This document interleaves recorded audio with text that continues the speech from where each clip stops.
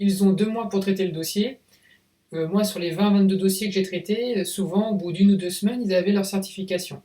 Donc vous avez ça, vous pouvez le mettre dans l'auto-école, et voilà, vous êtes labellisé. Vous pouvez donc, dès le 1er janvier 2020, continuer les permis à 1 euro. Vous allez bénéficier d'une simplification Datadoc, on en reparlera à la fin de ce tuto. Vous allez pouvoir faire les 7 heures B78 vers B. Vous pourrez faire le post-permis et vous pourrez l'année prochaine proposer votre candidature pour le marché public SNU. Moi j'ai fait le SNU, je propose les B78 vers B, je propose le CPF aussi, j'ai bénéficié de la simplification Datadoc. On en reparlera à la fin de ce tuto. Donc pour le dossier, il y a une dizaine, 10-13 critères, et ensuite le reste va être vérifié à l'école de conduite, dans les 6 mois. Donc vous déposez un dossier, et vous êtes censé mettre en place des processus, qu'on appelle des process en label qualité, qui vont être vérifiés 6 mois après. Pourquoi 6 mois après? Pour laisser le temps à l'école de conduite de mettre en place les process. Les process, donc ce sont l'annexe 1, que je vous enverrai aussi lors de l'établissement du dossier ensemble. Donc ce label qualité est un label qui a plusieurs avantages. Il a été reconnu par le CNEFOP, ce qui nous permet d'avoir une simplification Datadoc. Nous sommes les premiers en France, parmi tous les organismes de formation, à bénéficier d'une simplification Datadoc et surtout d'un label gratuit. Alors, simplification Datadoc, il peut y en avoir d'autres, excusez-moi, mais nous sommes un peu les précurseurs. Le gouvernement a utilisé les auto-écoles pour voir un peu ce qu'ils veulent faire au niveau de la réforme des organismes de formation professionnelle. Donc, comme vous pouvez le voir, on a 6 gros blocs. L'identification précise des objectifs de la formation et son adaptation au public formé.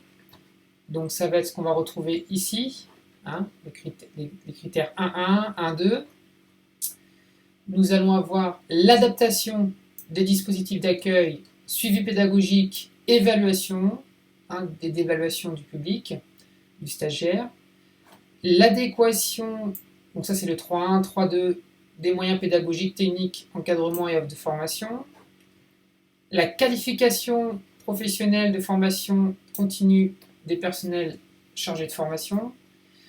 Alors dans ce tuto, on va peut-être aborder un peu ce point-là, mais c'est vrai que les gens, les auto-écoles qui ont plutôt opté pour ma formation de 2 jours, où on fait le premier jour le label, le deuxième jour on voit un peu la simplification de Datadoc, je leur apprends aussi à former leurs moniteurs en interne en respectant le R6316-1. Donc en fait en respectant les normes pour former les moniteurs en interne et que ce soit reconnu lors de l'audit. Et tous les ans, ils peuvent former leurs moniteurs en interne. Beaucoup d'auto-écoles aussi font la formation des 7 heures pour les premiers secours auprès des pompiers, mais en ayant bien une convention, un programme, tout ce qui... une feuille d'émargement, etc. Voilà, on reparlera de ce point-là en détail. Les conditions d'information du public sur l'offre de formation, ses délais d'accès et résultats obtenus, et la prise en compte des appréciations rendues par les stagiaires. Ça, c'est le point très important et qui pour les écoles de conduite, souvent pose un problème. Nous verrons ça en détail. La demande d'adhésion, on en a parlé. Alors, je voudrais vous informer que vous pouvez, si vous le souhaitez, à l'issue de ce tuto, à l'issue du dossier que je vais faire avec vous, vous pouvez demander à la préfecture d'avoir un rendez-vous conseil. Donc vous dites, j'ai établi mon dossier, j'ai mis en place les processus dans mon école de conduite et je voudrais avoir un rendez-vous conseil avant de déposer le dossier et pour éventuellement aussi voir ensemble si je suis bon pour l'audit. L'audit aura lieu dans les 6 mois, comme je vous ai dit, le temps que vous puissiez mettre en place les process. Donc, attaquons le critère 1 avec le 1.1. Comme on disait, identification précise des objectifs de la formation et son adaptation au public formé. Décrire et formaliser le procédé d'évaluation utilisé au sein de l'école de conduite ou de l'association. Documents, papier ou dématérialisé. Vérifier l'existence d'un ou plusieurs documents décrivant le procédé d'évaluation de l'école de conduite ou de l'association. Alors moi, dans mon auto-école, comment j'ai fait? Eh bien, déjà, vous savez qu'il va falloir mettre des mentions sur le site, donc elles sont sur mon site. Je ne les vois pas ici. On va mettre en rang.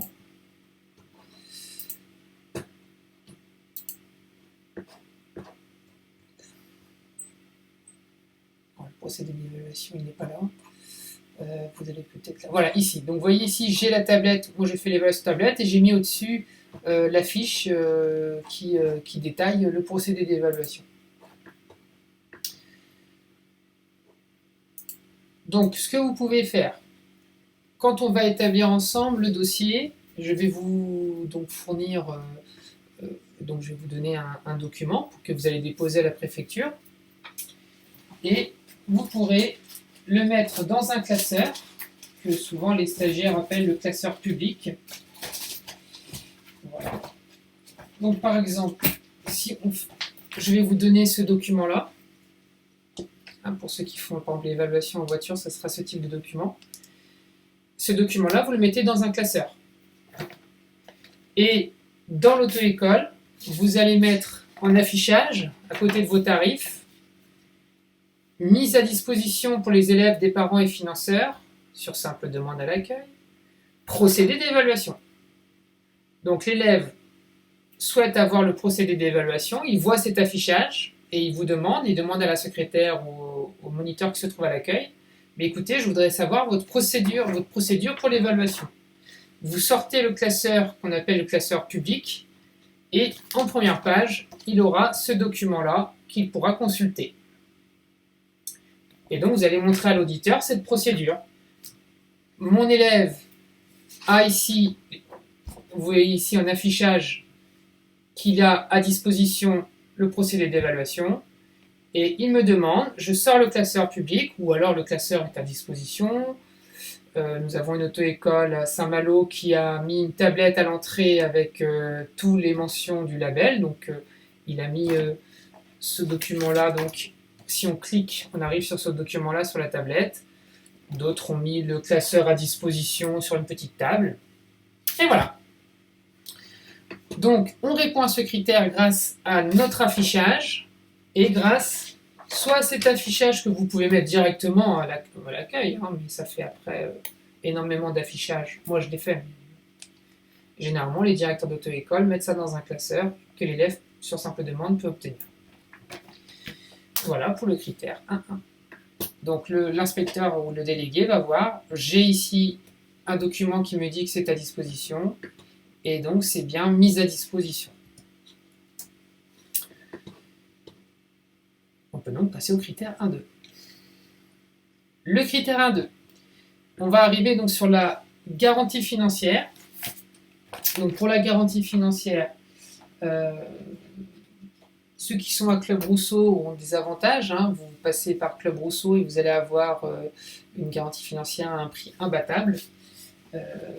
Sinon, si vous faisiez déjà le permis 1 euro, eh bien vous allez pouvoir utiliser donc votre banque ou votre assureur pour la garantie financière.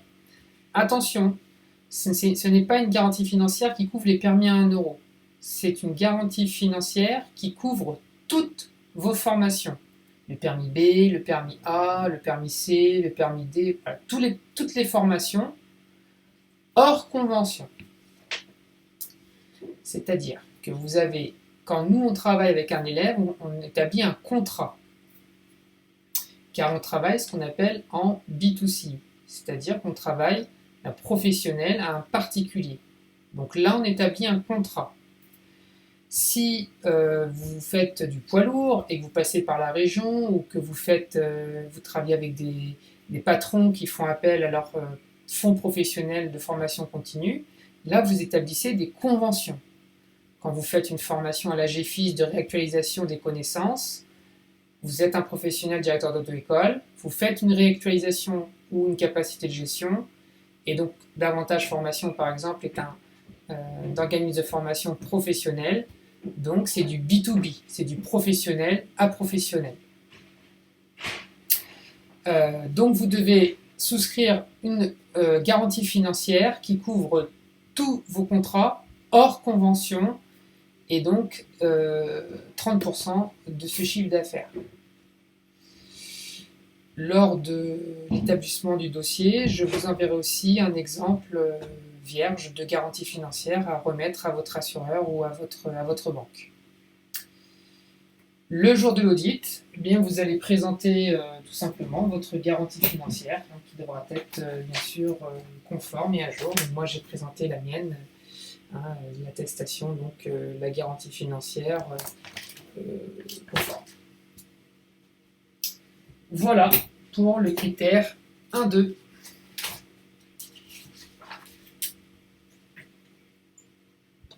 Le critère 1-3. Définir pour chaque catégorie de formation un programme détaillé,